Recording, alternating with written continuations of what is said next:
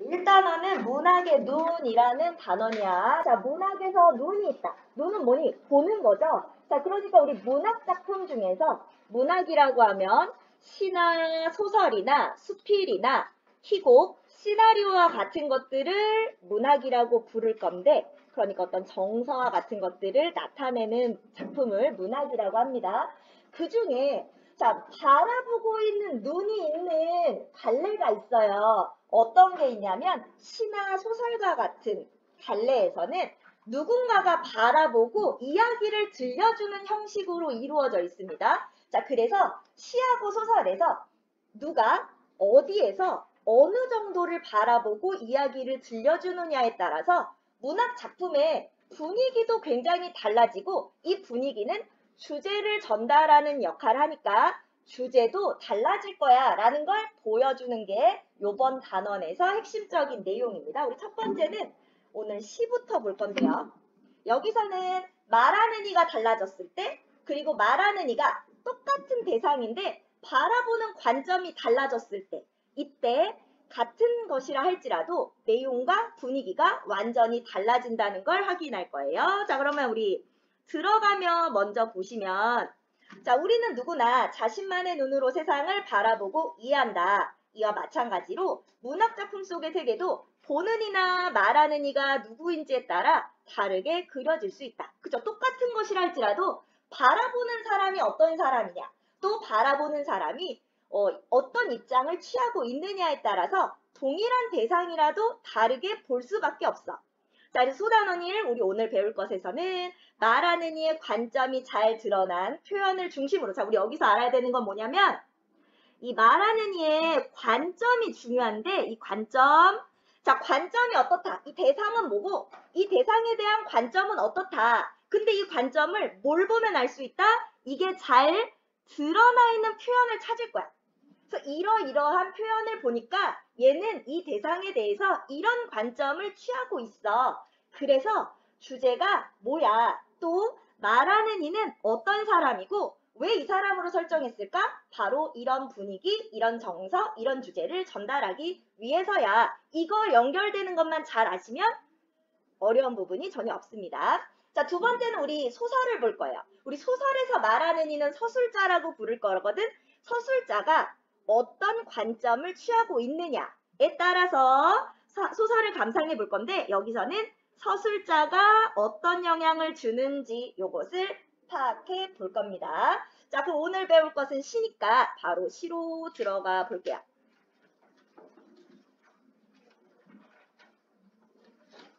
자, 우리 첫 번째는 시의 목소리. 자, 시의 목소리라고 했는데 시 속에서 말하는 사람, 자, 우리 이런 걸 뭐라고 불러요? 시적 화자 혹은 서정적 자라고 부르죠. 그래서 시 속에서 이야기를 들려주는 사람, 바로 이 사람을 뭐라고 부른다? 시에서 목소리 내는 사람을 시적 화자라고 부르거나 혹은 뭐 서정적 자라고 부르기도 해요. 그냥 화자라고도 말할 수 있습니다. 자, 시 속에서 이야기를 들려주는데 얘를 자라고 불렀어. 왜 자라고 불렀을까? 화자가 시 속에 겉으로 드러날 때도 있고 드러나지 않을 때도 있는데 드러난다는 건 자아를 뜻하는 나라는 1인칭의 표현이 나오면 화자가 겉으로 직접 드러난 거고 1인칭 표현이 없으면 화자가 드러나지 않은 거예요. 그래서 우리 화자는 겉으로 드러나 있을 때가 있고 드러나지 않을 때가 있습니다. 겉으로 직접 드러날 때는 어떨 때? 나나 뭐 우리 같이 1인칭의 표현이 있으면 겉으로 드러난 거고 1인칭의 표현이 없으면 겉으로 드러나지 않은 거야. 자, 두 번째로는 시인과 같은 사람일 때가 있고 같은 사람이 아닐 때가 있어요. 그러니까 시에서 이야기를 들려준다고 해서 시인이다? 아니에요. 시인이 아니고 이 시인을 대신해서 시인이 하고자 하는 말을 대신 전달할 건데 왜? 자기 목소리보다 더 잘 어울리는 목소리를 뽑아서 걔한테 시킬 거야. 그래서 우리 시인과 일치할 때는 보통 어떨 때 시인과 일치한다고 하냐면 약간 자아성찰하는 내용일 때, 약간 자기 삶을 되돌아보고 반성한다든지 혹은 미래의 삶을 계획한다든지 하면 자기 내용이니까 자기 목소리로 하는 게 훨씬 더 잘 어울리겠죠. 근데 예를 들면 주제랑 자기랑 안 맞아. 예를 들면 순수한 것에 대해서 얘기할 건데 나는 이미 나이를 먹었어. 어른들을 순수하다고 하지 않잖아요. 그럼 어른의 목소리로 이야기하면 순수한 느낌이 떨어지니까 그러면 어린이를 데려다가 어린이 목소리로 말하게 해야지 하겠죠. 그러면 시인과 일치하지 않아요.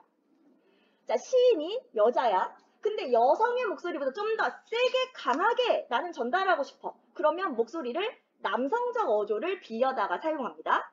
반대로 시인이 남잔데 난 좀 더 부드럽고 섬세한 느낌을 주고 싶어 하면 여성적 어조를 빌려올 건데 왜? 그 일정한 말투가 분위기를 조성하고 이 분위기는 주제를 효과적으로 전달해 줄 거기 때문에 그래서 시인과 일치할 때가 있고 일치하지 않을 때가 있다. 왜? 자, 시인은 화자는 일정한 말투를 유지하는데 이걸 어조라고 해. 이 어조는 분위기를 형성해요. 자, 이 분위기는 주제를 효과적으로 전달하는 역할을 하기 때문에 자, 시인과 화자가 일치할 때도 있고 일치하지 않을 때도 있다라는 거. 자, 그래서 우리 이번에는 시 속에 말하는 이를 찾을 거고요. 직접 드러나 있는지 아닌지. 자, 그리고 화자가 무엇에 대해서 이야기하고 있는지 대상을 찾을 거고 그리고 그 대상에 대해서 어떤 관점, 우리 관점이라고 그러면 대상에 대해서 취하고 있는 입장이나 태도라고 보면 돼. 대상을 좋게 보냐, 싫다고 보냐, 잘 될 거야, 낙관적으로 보냐, 망했어, 비관적으로 볼 거냐. 자, 요런 걸 관점이라고 부를 거야. 관점에 따라서도 내용과 분위기, 주제가 달라진다라는 것을 확인해 볼 겁니다. 자, 그래서 우리 시 두 개를 볼 거예요. 엄마 걱정과 고향이라는 시를 볼 거고요. 자, 그래서 우리 여기서는 말하는 이의 역할과 관점, 바로 얘가 어떤 표현, 어떤 어조를 사용하는지에 따라서도 관점을 파악할 수가 있는데 자, 관점을 파악하면 뭐가 좋을까? 이 사람의 관점을 통해서 대상에 대한 어떤 나의 정서나 주제가 표현되기 때문에 자, 이 관점을 알아야 작품을 더 깊이 있게 이해할 수 있다라는 얘기입니다. 자, 그럼 바로 시로 들어가 볼까? 자, 엄마 걱정이고요. 기형도라는 시인입니다. 자, 이 기형도라는 시인 같은 경우는 좀 어린 시절을 우울하게 바라보는 시들을 좀 많이 썼어요. 그리고 옛날에 이거 문제 낼 때 작가 이름 물어본 문제도 나온 적 있습니다. 그래서 우리 시나 소설이 나왔을 때 작가 이름도 한 번 정도는 보고 시험을 보셔야 되겠죠? 그때 애들이 많이 틀렸어. 예상치도 못했지. 작가 이름 물어볼 거라고 누가 알았겠어? 자, 기형도입니다. 엄마 걱정이고요. 자, 우리 이 시는 두 개의 연으로 이루어져 있어요. 1년에 말하는 이와 2년에 말하는 이, 그리고 대상에 대해서 어떤 관점을 취하고 있고 그것이 어느 표현 방법에서 나타나는지를 보라고 했습니다. 자, 그럼 우리 1년부터 한번 볼까? 자, 1년 보시면 열무 30다늘이고 시장에 간 우리 엄마라고 시작하고 있어. 자, 그럼 일단 엄마가 열무를 30단이나 이고 시장에 갔단 말이야. 자, 그럼 엄마 되게 무거웠겠다. 그치? 자, 열무 30다늘이고 시장에 간 우리 엄마. 자, 엄마는 시장에 갔어요. 자, 왜? 열무를 팔러 갔겠죠? 자, 엄마도 여자의 몸으로 30단이나 이고 가기에는 너무너무 힘들었겠지? 바로 이 힘든 것은 엄마의 삶의 무게. 엄마 너무 힘들다. 또 우리 집의 형편. 우리 집은 가난하다. 넉넉하지 않다. 라는 것을 보여주는 부분입니다. 자, 열무 30단이고 시장에 간 우리. 자, 우리 나왔으니까 화자 나온 겁니다. 자, 일단 밑에 나가 한 번 더 나올 거니까 나에서 표시할게요. 바로 열무 30단은 엄마가 느끼는 엄마의 삶의 무게를 뜻하기도 하고 그만큼 가난한 우리 집의 형편을 나타내 주기도 해요. 우리 집은 가난해요. 자, 이 엄마를 기다리고 있습니다. 자, 뭐라고 얘기하냐면 안 오시네. 자, 우리 여기다가 표시할게요. 안 오시네. 자, 해는 시든지 오래. 나는 찬밥처럼 방에 당겨 아무리 천천히 숙제를 해도 엄마 안 오시네. 배춧잎 같은 발소리 타박타박 안 들리네. 자, 우리 세 부분에다가 표시를 했습니다. 자, 왜 이 세 부분에다가 표시를 했냐? 자, 보시면 되게 비슷한 문장의 구조가 반복이 돼요. 어떻게? 안 뭐뭐 하네. 안 뭐뭐 하네. 안 뭐뭐 하네. 자, 비슷한 식구가 반복적으로 사용되고 있죠? 자, 이렇게 비슷한 식구가 반복되면 뭐가 생긴다? 운율이 만들어진다. 자, 얘네들이 반복되면서 근데 반복인데 그냥 반복이 아니라 부정문, 안부정이 반복돼요. 자, 그래서 부정문의 반복입니다. 그래서 반복. 자, 반복을 써서 운율을 만들어주고요. 하나 더. 자, 근데 얘가 부정문의 반복이야. 부정문의 반복. 그러다 보니까 좀 더 얘가 기다리고 있는 정서. 우리 보통 반복은 운율 플러스 의미 강조야. 그럼 얘가 기다리는데 안 오네. 약간 실망하고 좌절하는 이런 느낌.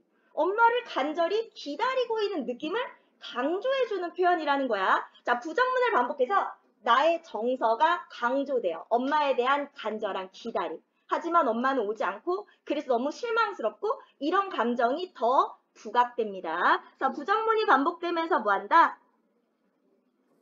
약간은 엄마에 대한 기다림을 강조하고요. 자, 그리고 우울한 분위기를 조성하겠죠?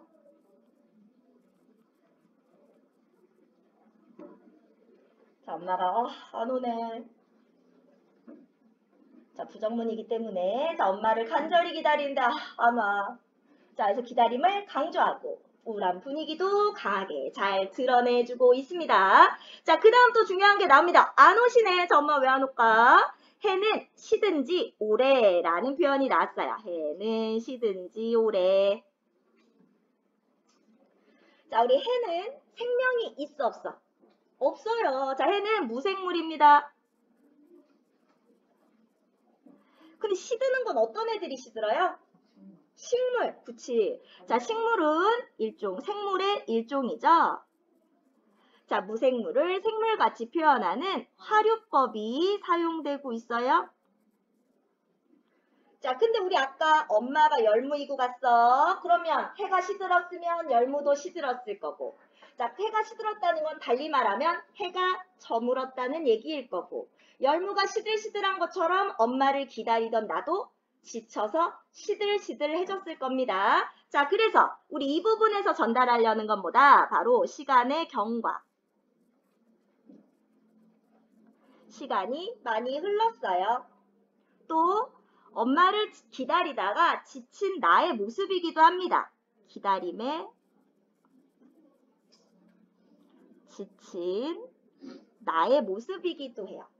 또 해가 시들지 오래됐으니까 날이 어두워졌겠지? 어둡고 우울한 분위기를 조성합니다. 어둡고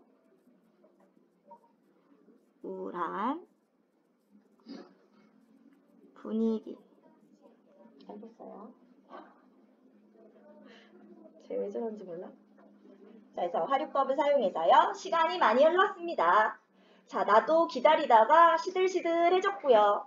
자, 날은 어둡고 자, 점점 우울한 분위기가 조성이 됩니다. 자, 나는 찬밥처럼 방에 담겨. 여기도 중요한 표현 나왔어요. 중요한 표현. 나는 찬밥처럼. 자, 우리 찬밥처럼 뭐뭐처럼 하면 무슨 법? 직유법. 자, 직유법이고요. 자, 나의 처지를 찬밥에다가 빗댄 겁니다. 우리 직유법은 말하려는 대상과 그리고 보조관념 사이에 뭐가 있어야 돼? 유사성 닮아야 돼. 나랑 찬밥이랑 공통점 있어야 돼. 자, 찬밥은 어때? 사람들이 귀한 거예요? 막대하는 거예요? 막대하는 거야. 우리 집에 귀한 손님 옵니다. 찬밥 줘요? 안 줘. 절대 안 줘. 손님한테 찬밥 주는 거는 정말 예의가 안 줘. 찬밥 누구 줘? 옛날로 치면 개를 주거나 아니면 거지가 동양 오면 주거나 이 정도지 찬밥은 누구한테 주는 게 아니에요. 자, 찬밥 같다라는 건 뭐게? 그러니까 그만큼 아무도 애지중지 돌봐주지 않는 거야. 그리고 찬밥하면 무슨 심상? 심상. 그렇지, 촉각. 자, 촉각적 심상이야. 차가운 촉각입니다. 차가워요. 자, 차갑다는 것은 어때? 외로움 정서와 같이 연결되죠. 그래서 차가운 촉각적 심상을 사용해서 외롭고 쓸쓸한 나의 처지, 그리고 아무도 돌봐주지 않는 나의 처지, 요거를 찬밥에다가 빗댄 거예요. 그래서 찬밥 제목 해놓고 지교법 그리고 촉각적 심상도 나오고요. 촉각적 심상. 자, 뭘 뜻한다? 돌봐주는 이 없는.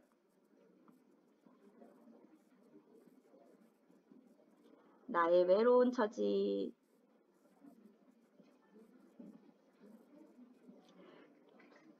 자, 돌봐주는 사람 아무도 없고, 자, 혼자 외롭고 쓸쓸하게 날은 어두워 가는데 방에 혼자 있어요. 자, 바로 나의 외로운 처지를 나타내주는 표현. 아무리 천천히 숙제를 해도 엄마 안 오시네. 자, 숙제하면서 엄마를 기다린다는 건 이시. 자, 지금 이 부분에 말하는 이는 나이가 어리다. 그치? 나이가 어린 아이가 숙제를 하면서 엄마를 기다리고 있어요. 자, 그렇잖아. 사실 나이 좀만 먹어도 엄마 안 오시면은 아싸 좀만 늦게 왔으면 좋겠다. 이렇게 할 텐데 지금 얘는 엄마 왜 안 와? 막 기다리고 있단 말이야. 자, 그러면서 뭐래? 배춧잎 같은 발소리 타박타박이라고 했습니다. 자, 배춧잎 같은 발소리 타박타박. 우리 여기도 표시 한번 해볼까? 다른 색으로 해볼게요. 무슨 색으로 할까? 심상 나오면 우리 노란색으로 할게요, 그냥. 자, 배춧잎 같은 발소리 타박타박. 자, 뭐뭐 같다. 역시 지규법 사용했고요. 자, 배춧잎 같대. 우리 아까 엄마 열무 이거 같고 해가 시들었고, 그럼 이 발소리, 배춧잎 같은 이 발소리도 배춧잎은 어떻게 됐을까? 시들시들해졌겠죠. 자, 시들시들한 발소리 타박타박이라고 나오고 있습니다. 자, 그러면 발소리만 보면 청각인데요. 우리 타박타박을 의태어라고 봐요. 그래서 자, 여기는 소리가 시각으로 바뀌는 공감각적 심상이다 라고 봅니다. 자, 그럼 엄마가 어때? 배춧잎처럼 지쳐서 처져서 타박 오고 있는 겁니다. 자, 그래서 치규고요. 자, 여긴 뭐라고? 공감각적 심상.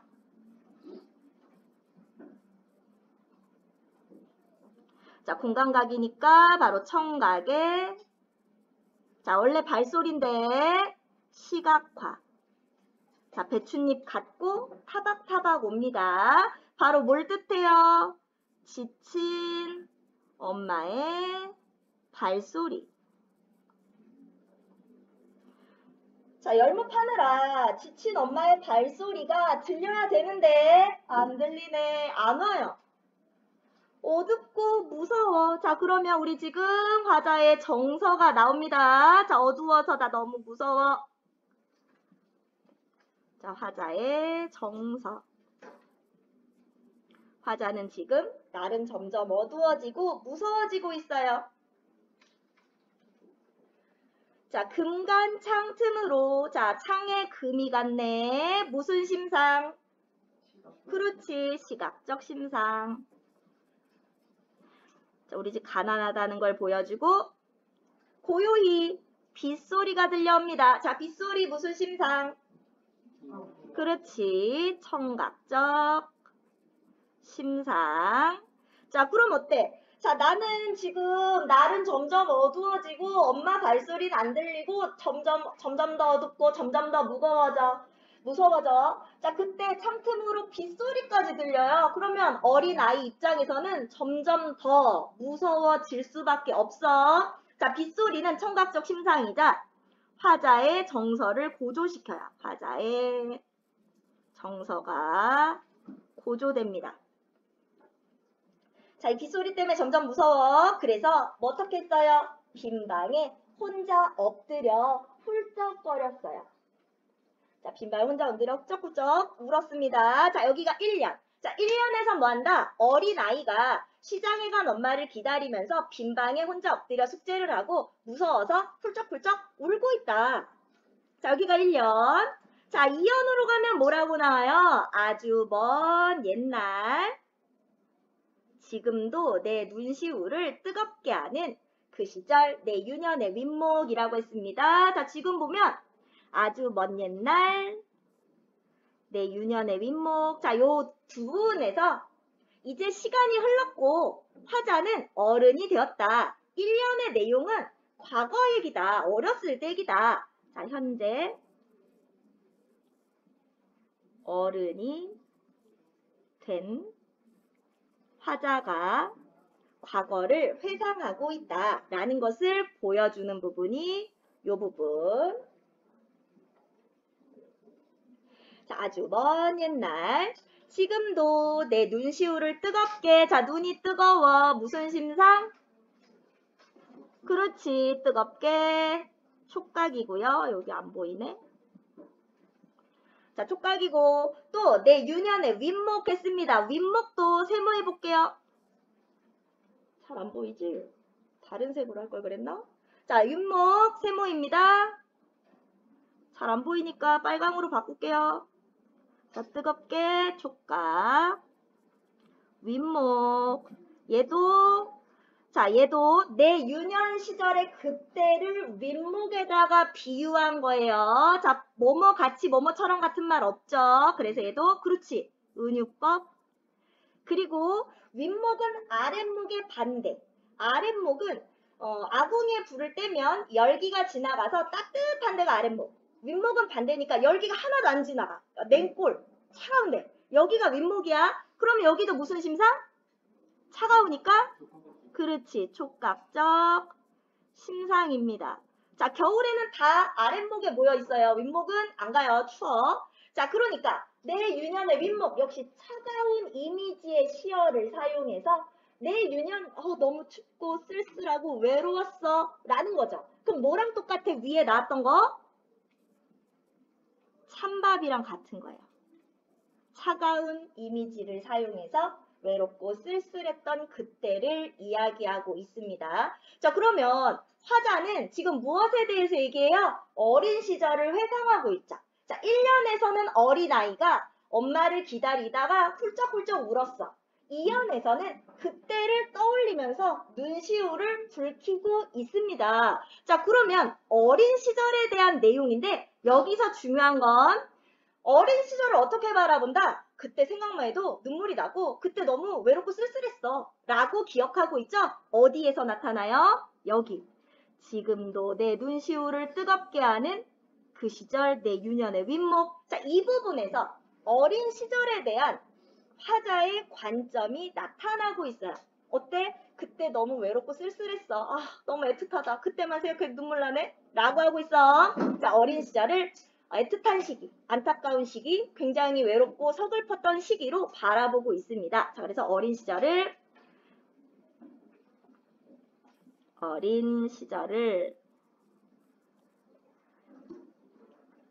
안타깝게 바라봄.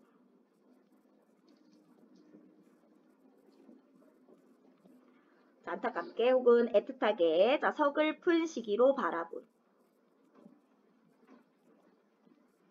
라고 보고 있다는 것을 알 수가 있습니다. 그래서 우리 어린 시절, 그때를 어떻게 바라보고 있니? 라고 물어보면 어린 시절을 안타깝고 서글프게 혹은 애틋한 시선으로 바라보고 있다. 그것이 나타나는 표현을 골라라. 그럼 맨 마지막에 두 행을 골라주면 되고, 자, 1년과 2년에서 화자가 바뀌는데 1년은 어린아이였는데 2년에선 어른으로 바뀌어. 1년에 왜 어린아이의 목소리로 이야기했을까? 바로 어린 시절에 그때 그 정서를 더 잘 전달하기 위해서 어린아이로 설정했다라는 것까지 알아두시면 되겠습니다. 그러면 밑에 정리까지 하고 싶게요. 자, 말하는 이의 상황. 자, 어린 시절에 나는 뭐 했어?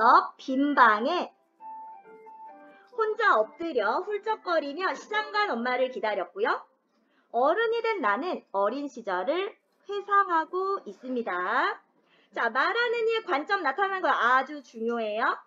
바로 마지막 두 행을 통해서 어떻게 본다? 자, 굉장히 그때 외롭고 서글픈 시기였다 라고 바라보고 있다. 그러면 맞아요. 작품 정리 가보겠습니다. 자, 우리 갈래는 자유시. 자유시 뭐예요? 형식이 자유로운 시이다. 서정시 뭡니까? 감정. 그치. 정서를 노래한 시다. 자, 성격 보면 회상적, 어린 시절을 떠올리고 있고, 감각적이라는 말이 나왔는데, 그렇죠. 감각, 심상이 잘 나타난다. 우리 아까 참박, 촉각적 심상이 있었죠? 아니면은 배춧잎 같은 발소리, 타박타박 같은 공감각적 심성도 있었고, 금강창 같은 시각적 심상도 있었고, 빗소리 같은 청각적 심상도 있었습니다. 자, 이런 것들이 잘 나타나면 감각적이다라고 해요. 선생님, 회상적 말고 회고적이라고 써도요. 회고적이라고 하기에는, 그러니까 회상이라고 하면 그때를 그냥 떠올리는 정도. 회고는 그때 이런 일이 있었는데 내가 그때 이러이러한 생각을 했고 그래서 이러이러한 행동을 했습니다 하고 그때를 쭉 얘기를 나가면 회고적이라고 볼 수 있겠지. 여기서는 회상적이라고. 자, 그럼 빈방에서 혼자 엄마를 기다리던 어린 시절의 외로움과 서글픔에 대해서 다루고 있고요. 자, 특징은 말하는 이의 심리와 정서를 시간적 배경과, 시간적 배경 뭐였니? 해는 시든지 올해라는 시간적 배경. 자, 그리고 감각적인 이미지, 약간 차가운 촉각적 심상들을 사용해서 효과적으로 표현하고 있습니다. 또 어른이 된 말하는 이가 어린 시절의 외롭고 서글픈 기억을 회상하는 방식이고요. 자, 엄마 걱정 1년에서는 과거, 2연에서는 현재로 시간의 흐름에 따른 구성이고요. 자, 주요 구절. 해는 시든지 올해, 엄마가 시장 간 뒤 시간이 오래 흘렀다. 또 엄마를 기다리는 나의 상황이 오래 지속돼서 나도 시들시들해집니다. 또 배춧잎 같은 발소리, 타박타박. 자, 엄마의 힘없는 발소리를 시든 배춧잎에 빗대었죠. 지친 엄마의 발소리를 의미해요. 자, 말하는 이인 나. 자, 어린 시절의 나, 빈방에서 혼자 엄마를 기다렸고 어른이 되고 그때를 회상하고 있습니다. 자, 관점과 주제. 자, 어린 시절을 바라보는 말하는 이의 관점. 자, 어떻게 바라본다? 외롭고 서글픈 시기. 자, 뭘 보면 알 수 있다? 맨 마지막 두 행. 지금도 내 눈시울을 뜨겁게 하는 그 시절 내유년의 윗목이라는 표현에서 나타났고, 자, 주제는 빈방에서 혼자 엄마를 기다리던 어린 시절의 외로움과 서글픔이 주제가 되겠습니다. 자, 오른쪽 넘어가서. 자, 시의 분위기를 살펴보자 라고 했어요. 자, 어떤 장면이 떠오르냐? 이거 은근히 문제 나오더라고. 자, 컴컴한 빈방에서 어린아이가 혼자 숙제를 하고, 자, 비 오는 날 빈방에 엎드려서 울고, 또 시간이 흘러 어린 시절을 떠올리며 눈시울을 적시는 남성의 모습이 떠올릴 수 있습니다. 자, 해는 시든지 올해 어떤 느낌? 어둡고 외로운 느낌. 자, 그래서 어둡고 외롭고 무겁고 우울하고 자, 이런 느낌들을 만들어주는 구절이고요. 배춧잎 같은 발소리. 자, 엄마의 발소리. 자, 시들시들한 느낌이 느껴집니다. 자, 말하는 이 나의 상황을 정리해 볼까요? 자, 어린 시절에는 빈방에 혼자 엎드려 훌쩍거리며 시장 간 엄마를 기다렸다면 어른이 되고 나서는 그때를 회상하고 있어요. 자, 바로 그때를 어떻게 본다? 바로 외롭고 서글픈 시기라고 바라보고 그와 관련된 표현.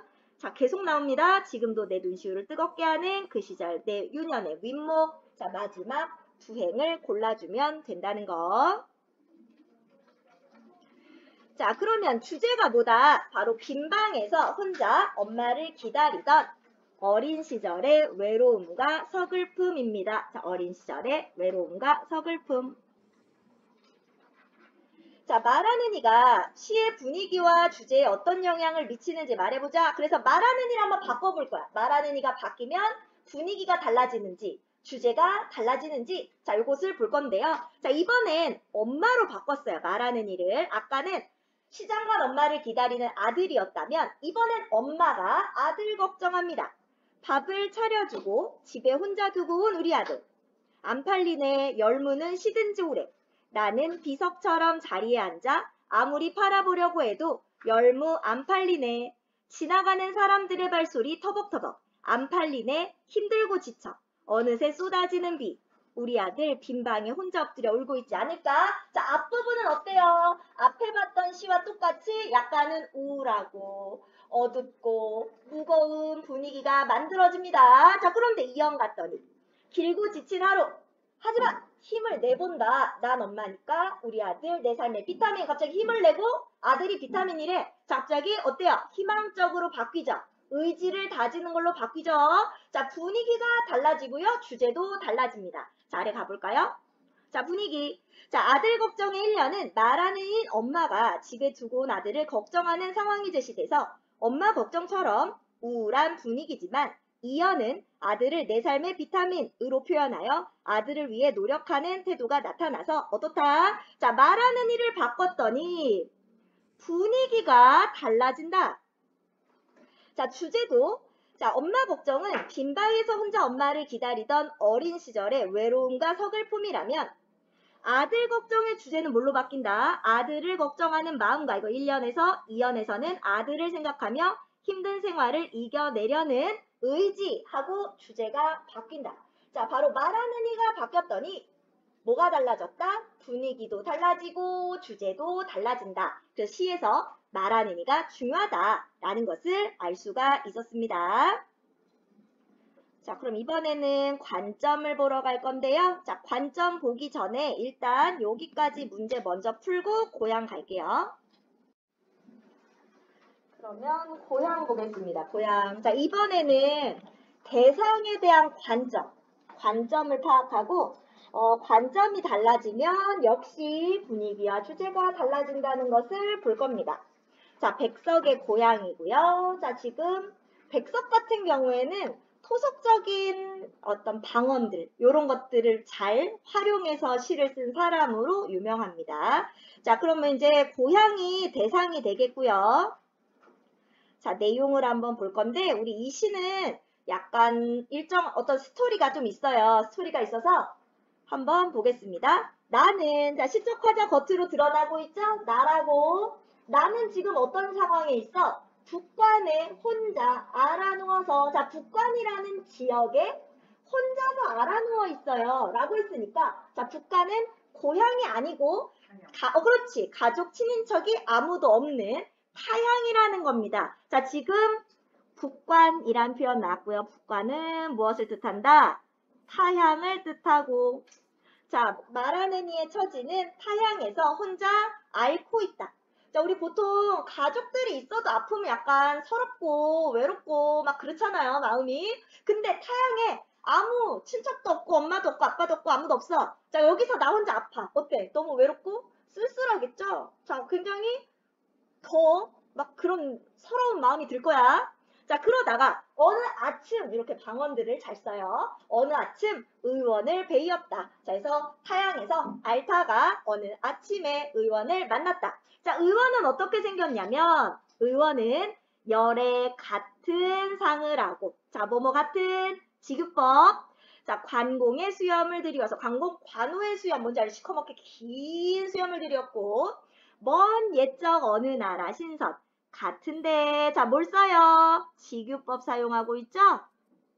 자, 비유를 사용해서 의원의 모습에 대해서 이야기하고 있습니다. 자, 이 의원은 열애, 부처님 같은 얼굴, 그러니까 인자한 얼굴에 관공의 수염을 드리워서 신선 같아. 약간 신비로운 느낌까지 주는 그런 외모의 의원인데, 자, 이 의원이 어떻게 하냐면, 새끼손톱 길게 돋은 손을 내어서 묵묵하니 한참 맥을 탁 짚더니, 자, 이제 문득 물어봐요.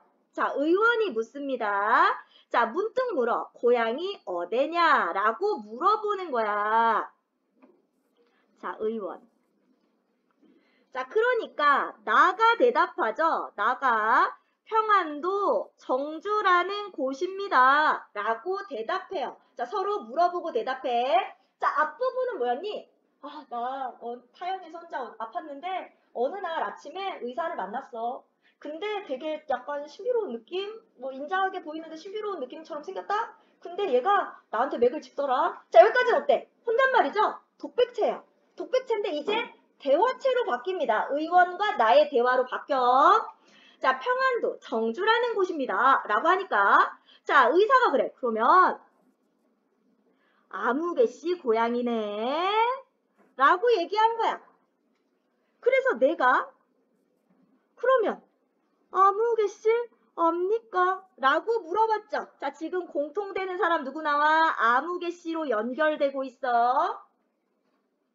자, 아무개씨로 연결됐어요. 자, 그랬더니 의원은 빙긋이 웃음을 띠고, 자, 이때부터는 약간 친근한 느낌. 웃음을 띠면서 무슨 사이? 아무개씨랑은 의사는 막역지간이래. 막역지간은 우리 여기 밑에 뜻 나와 있죠? 거스름이 없는 사이, 아주 친한 친구 사이. 막역지간이라며 수염을 쓴다. 아, 나 아무개씨랑 되게 친한 친구 사이야. 라고 하니까 나가 다시 얘기합니다. 나는 누가? 아무개씨가 아버지로 섬기는 이입니다. 라고 하니까, 그러니까 이 아무개씨는 아버지일 수도 있고 나에게 아버지 같은 존재일 수도 있어. 자, 하니까 의원은 또다시 넌즈시 웃고 말없이 팔을 잡아 맥을 봅니다. 자, 그랬더니 뭐가 느껴져? 뭐가 느껴져? 여기 중요해요. 손길은 따스하고 부드러워서 고향도 아버지도 아버지의 친구도 다 있었다. 자, 우리 여기서 고향에 대한 관점이 나타나는데요. 자, 손길이 따스하고 부드럽다. 자, 무슨 심상이에요? 그렇지, 촉각적 심상. 근데 그 부드러운 손길, 따뜻하고 부드러운 손길이 느껴지자 바로 고향이 떠오르고 고향에 있는 가족들이 떠오르는 거야. 바로 고향을 어떤 곳으로 보는 거야? 그렇게 따뜻한 곳, 정겹고 친근한 곳으로 바라봤기 때문에 따뜻함에서 따뜻한 고향이 연결되는 거예요. 바로 따스하고 부드러워라는 이 부분에서 고향이 떠올라요. 고향도 아버지도 아버지의 친구도 다 있었다 라고 했어. 자, 그러면 나에게 고향은 어떤 곳? 따뜻하고 친근하고 정겨운 곳입니다. 그래서 그 따뜻하고 부드러운 손길에서 뭐가 떠올라요? 고향을 떠올리고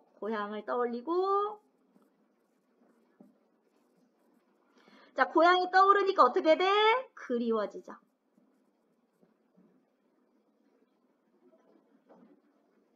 자, 바로 그 따뜻한 손길에서 맞아, 고향 이렇게 따뜻했지. 자, 고향은 따뜻하고 친근하고 정겨운 곳이야. 그러니까 고향이 떠오르고 고향에 있는 가족들이 떠오르고 아버지 같은 사람도 떠오르면서 어떻다? 그리워졌다. 라는 것을 이야기하고 있어요. 이 시는 크게 어렵지 않습니다. 자, 이 시는 어떻게 되어 있다? 독백체와 대화체로 되어 있고 약간의 스토리가 있습니다. 자, 그리고 어떻다? 대상, 고향에 대한 거고요. 고향을 어떻게 바라본다? 따뜻하고 친근하고 정겨운 곳으로 바라본다. 자, 어디서 할 수 있다? 역시 마지막 두 행에서 나타나고 있는데, 그래서 이 따뜻하고 부드러운 손길이 고향과 연결된다. 그러면 고향이 어떻다?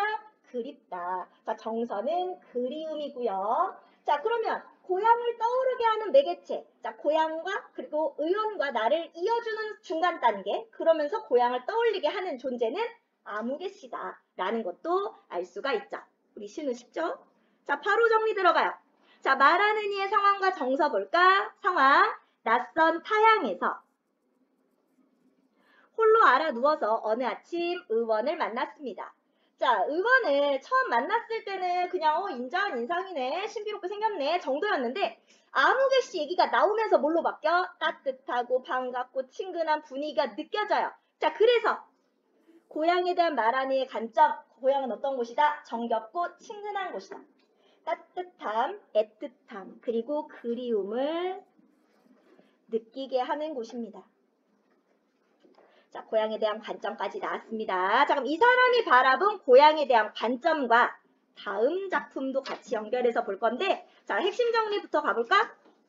자, 역시 형식은 자유로운 자유시, 감정을 노래하는 서정시. 자, 성격은 역시 감정을 얘기하고 있는데 서사적이라는 건 뭐다? 인물, 사건, 배경이 나타나서 약간 이야기 구조가 있다. 이게 서사적인 거야. 자, 우리 아까 배경은 북간이었고요. 자, 자기 집이겠지. 북간에 있는 집, 혼자 사는 집. 자, 그리고 인물은 의원과 내가 나왔고. 자, 의원과 나의 대화 속에서 고향을 떠올려 줬습니다. 자, 주제는 고향과 가족을 향한 그리움. 자, 특징 말하는 이의 독백과 인물 간의 대화 형식. 그래서 시적 상황을 드러내줬고요. 인물, 사건, 배경이 제시되면서 짧은 이야기를 읽는 듯한 느낌, 그래서 서사적인 성격을 갖게 됩니다. 자, 고향의 구성. 나는 타향인 북한에서 병이 들어서 의원을 만났는데 신성 같아 보이는 의원이 나에게 고향을 물어봐요. 자, 그래서 의원이 나가 아버지로 섬기는 이와 막역지간이라고 합니다. 자, 그래서 나는 의원의 따뜻한 손길을 통해 고향과 가족을 향한 그리움을 느끼게 됐어요. 자, 말하는 이의 정서. 처음에 혼자 알아 누워있을 땐 어떻다고? 혼자 있으니까 너무 외롭고 힘들고 서러울 거야. 근데 자, 의원이 왔는데 내가 아버지 혹은 아버지처럼 섬기는 사람과 절친한 친구라는 것을 알았을 땐 어때? 반갑겠죠. 자, 그리고 말없이 웃으며 진맥할 때는 따뜻함과 친근함을 느끼고 그 안에서 고향을 떠올리게 됩니다. 자, 고향에 나타난 말하는 이의 관점. 자, 이거 중요하다고 그랬죠? 의원의 따뜻한 손길을 통해 고향과 가족을 떠올립니다. 자, 그래서 고향이나 가족을 어떻게 본다? 정겹고 친근한 곳으로 본다. 따뜻하고 그리움을 느끼게 하는 대상으로 본다. 역시 마지막 두 행에서 그 관점이 나타났습니다. 넘어가 볼까? 자, 역시 화자는 어떤 상황에 있어요? 낯선 타향에 혼자 알아 누워서 어느 아침에 의원을 만납니다. 자, 나에게 아무개 씨는 아버지 또는 아버지로 섬기는인데 의원에게 아무개 씨는 막역지간, 아주 친한 친구야. 그러니까 의원이 마치 아무개 씨처럼 느껴지죠. 자, 그래서 그 의원의 손길이 따뜻하고 부드러워집니다. 바로 그 따뜻한 손길에 고향과 아버지가 떠올라요. 바로 따스함, 반가움, 친근함. 바로 이 부분 마지막 두 행에서 고향에 대한 화자의 관점을 느낄 수가 있어요. 자, 그래서 어떻게 바라본다? 고향을 정겹고 친근한 곳으로 바라보고 있다. 자, 말하는 이는 고향이나 가족을 따스함과 그리움을 느끼게 하는 대상으로 바라보고 있다. 주제는 고향과 가족을 향한 그리움이라고 정리해 볼 수가 있습니다. 자, 그럼 똑같이 고향을 다루는 시를 봐야 되겠지? 자, 정지용의 고향입니다. 우리 정지용의 고향 같은 경우에도 아까 백석이랑 시대는 거의 비슷해요. 자, 한번 내용으로 가볼까요? 고향에 돌아와도.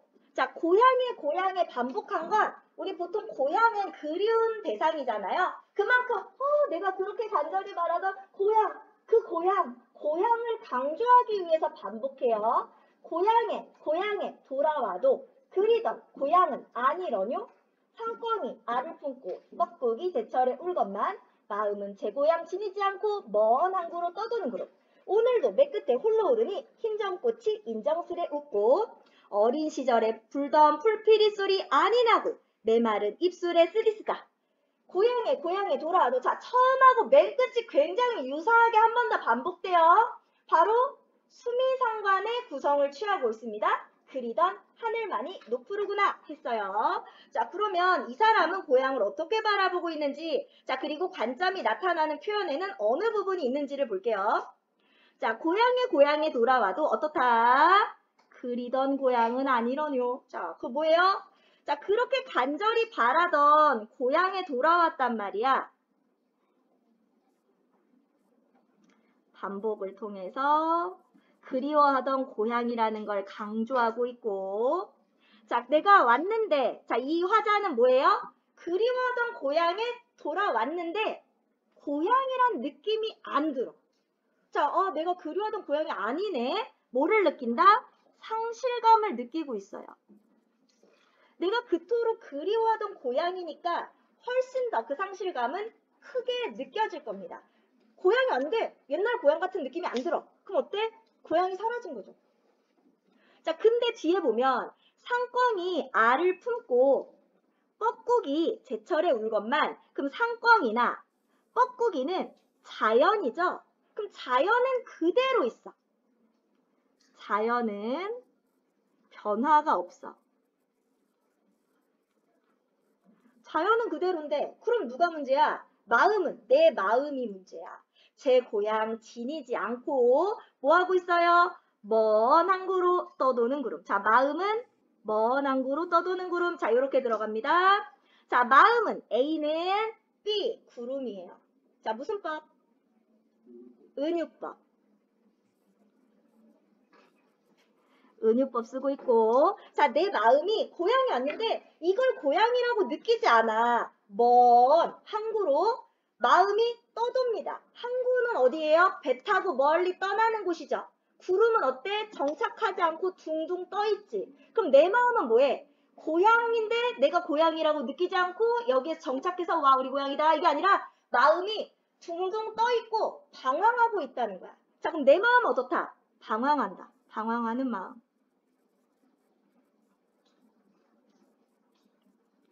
막상 고향에 왔지만 내 마음은 방황하고 있습니다. 자, 오늘도 맨 끝에 오르니 산이에요. 흰점꽃이 인정스레 웃고. 자, 의인법이죠. 그러니까 꽃은 변화가 없어. 자연은 그대로. 자, 지금 동그라미 한 거 자연입니다. 자, 근데 어때요? 어린 시절에 불던 풀피리 소리는 안 나. 그러니까 어린 시절의 어떤 꿈과 희망, 어린 시절에 느꼈던 고향의 느낌 이런 건 없어. 이게 없어지고 어떻게 돼? 메마른 입술에 쓰디쓰다. 자, 쓰디쓰다. 무슨 심상이게? 미각. 미각이죠.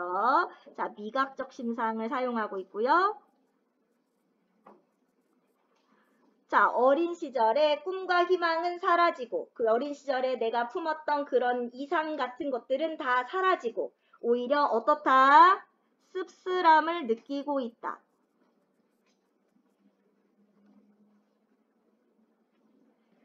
자, 고향에 돌아와도 그리던 하늘만이 높으르구나. 자, 하늘은 내가 추구하는 이상입니다. 고향에 돌아왔는데 내가 그리워던 하늘만이 높고 푸르다. 어때? 높고 푸르면 굉장히 멀리 느껴지죠. 바로 내가 추구하는 것은 훨씬 더 아득하게만 느껴진다. 다시 말하면 상실감이 더 고조된다를 뜻하는 식구예요. 자, 그래서 여기서는 상실감의 고조.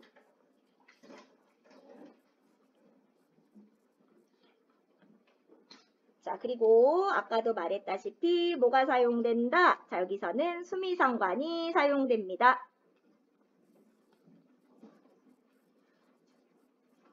자, 수미상관 사용하면 첫 번째 운율, 두 번째 의미 강조. 자, 바로 고향에 돌아왔지만 그리워하던 고향이 아니라서 상실감을 느껴 한 번 더 상실감이 강조되어. 자, 바로 의미. 고향에 왔지만 나는 상실감을 느낀다. 요것을 강조해주죠. 세 번째, 여운을 남길 거고요. 네 번째, 형태적으로 안정적인 느낌을 줄 겁니다. 자, 그럼 이 시에서 화자는 그리워하던 고향에 돌아와서 고향을 봤죠. 근데 문제는 봤는데 어때? 고향이라고 느껴지지 않아. 내 마음은 방황하고 있고 고향을 잃어버린 씁쓸함만 있어. 계속 봐도 상실감만 커지네. 이게 얘의 생각이거든. 그래서 우리 아까 색칠했던 거 그리던 고향은 아니러뇨. 마음은 제 고향 지니지 않고 먼 항구로 떠도는 구름. 어린 시절에 불던 풀피리 소리 아니나고. 자, 어린 시절에 그때 그 추억이나 그때 내 꿈과 희망 같은 건 없고 자, 씁쓸한 기분만 듭니다. 자, 그리던 하늘만이 높으르구나. 상실감이 더 커지는구나. 자, 그래서 말하는 이는 이곳을 어떻게 바라본다? 위안과 안정을 주지 못하는 공간, 상실감이 느껴지는 공간. 자, 이거 중요해요. 자, 앞에 나왔던 고향과 정지용의 고향, 백석의 고향은 따뜻하고 정겹고 그리움의 공간입니다. 여기서의 고향은 위안과 안정을 못 줘. 상실감을 느끼고 막 방황하게 해요. 자, 이런 공간이라는 거. 그래서 위시와 백석의 고향에서의 고향, 바로 앞에 백석의 고향은 따뜻하고 편안하고 친근했다면 여기에서의 고향은 어때? 상실감과 씁쓸함이 같이 느껴지고 있습니다. 그래서 두 개를 구분해서 알아두셔야 되겠고요. 자, 생각 모으기 정리된 내용 한 번만 보고 마무리할게요. 자, 치는 말하는 일을 통해 시의 상황을 효과적으로 전달해 줍니다. 그래서 말하는 일을 대리인으로 설정한다고 그랬죠? 가장 잘 어울리는 사람을 말하는 이로 뽑아줄 거고, 동일한 대상을 다루시는 말하는 이와 관계없이 분위기나 주제가 유사하게 드러난다. 아니죠. 지금 방금 백석의 고향과 정지용의 고향을 봤는데 완전히 달랐어요. 자, 시의 형상화된 세계가 어떤 관점으로 전달되는지를 봤어. 그래서 우리 아까 엄마 걱정에서는 어린 시절을 서글프고 외롭고 쓸쓸했던 애틋한 시기로 바라봤다 라고 했고, 백석의 고향에서는 상실감을 느꼈고, 아니죠, 따뜻하고 정겨운 곳이었고, 정지용의 고향이 상실감을 느꼈습니다. 그랬더니 어때? 시를 깊이 있게 주제를 더 잘 파악할 수 있었어요. 자, 그러면 말하는 이가 달라집니다. 사람 입장에서 잔디 밟지 마세요. 명령하는, 지시하는 느낌. 저를 밟지 마세요. 자, 잔디 입장. 자, 부탁하는 느낌. 자, 말하는 이에 따라 분위기가 달라진다는 걸 확인해 봤고, 어휘. 우리 아까 본문에서 윗목이라는 말이 나왔습니다. 윗목. 그래서 윗목이 어떤 데인지. 자, 아랫목은 아궁이와 가까운, 자, 열기가 지나가는 부분이고요. 윗목은 차가운 부분입니다. 서늘한 곳이다. 뭐 첨화도 나오고 있는데요. 혹시 여기도 나올 수 있으니까 한번 봐주시고. 됐어. 여기까지 하겠습니다. 자, 그럼 우리 소단원 문제까지 풀어주시면 돼요.